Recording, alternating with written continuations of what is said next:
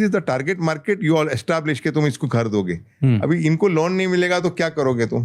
तो मैंने बैंकों से बात किया कि देखो मेरा ये प्लान है, मैं एडवांस इनसे लूंगा और इनको मैं 1% पर मंथ पे घर देना चाहता हूँ। तो शुरू में तो बैंक को थोड़ा लगा अजीब के, मैंने उनको समझाया कि देखो आपका इसके अंदर रिस्क नहीं है, बिकॉज मैं 20% डाउन पेमेंट ले रहा हूँ प्लस 1% ले रहा हूँ, तो अगर वो डिफॉल्ट भी कर दिया तो 30-35% उसने मुझे ऑलरेडी दे दिया है।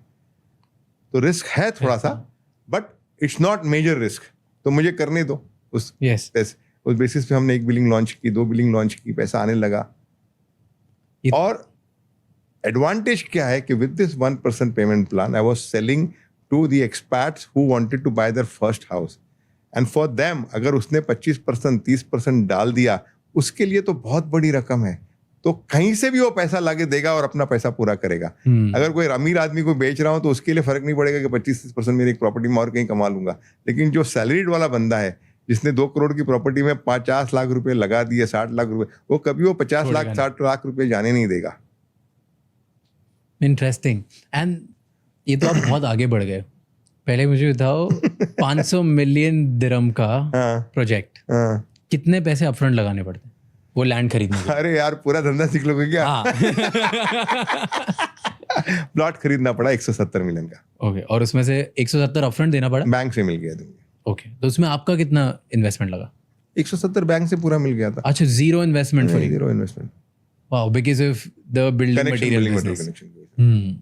तो ये 170 मिलियन का आपको मिल गया। फिर जैसे मैंने लॉन्च किया, क्रेडिबिलिटी की वजह से विला भी बिक गया 1 महीने के अंदर, सारे विला बेच दिए। डेन्यूब का नाम अल्हम्दुलिल्लाह ऊपर वाले की दुआ से बहुत अच्छा था उस वक्त, आज तो बहुत ही अच्छा है। एक तो क्रेडिबिलिटी थी, सेकेंड थिंग पेमेंट प्लान था, और प्राइस फैक्टर था। जो बड़े बड़े विलास बेच रहे थे हम लोगों ने छोटा प्राइस रखा। हमने कितने रुपए का एक विला? 2.5 मिलियन दिरहम का एक विला रखा था।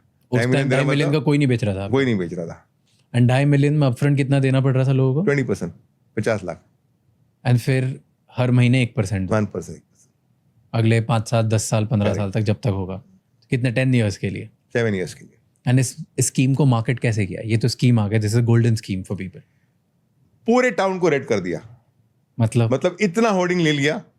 एक बजट था, मुझे पता है कि 500 मिलियन दिरहम का है बजट, मुझे 5% इसमें मार्केटिंग पे डालना है, मतलब 25 मिलियन दिरहम का मैंने मार्केटिंग कर दिया। फिर बिल्डिंग लॉन्च किए, अपार्टमेंट लॉन्च किए, दूसरा अपार्टमेंट लॉन्च किया। इस तरह से आज की तारीख में we have launch 33 projects, out of which 16 delivered and 15 on the floor. तो ये आपका सबसे बड़ा जो सेलिंग पॉइंट है, यू सेड 1%, राइट? और आपको 1% मैन कैसे जानते? और कोई बिल्डर आज भी नहीं देता ये?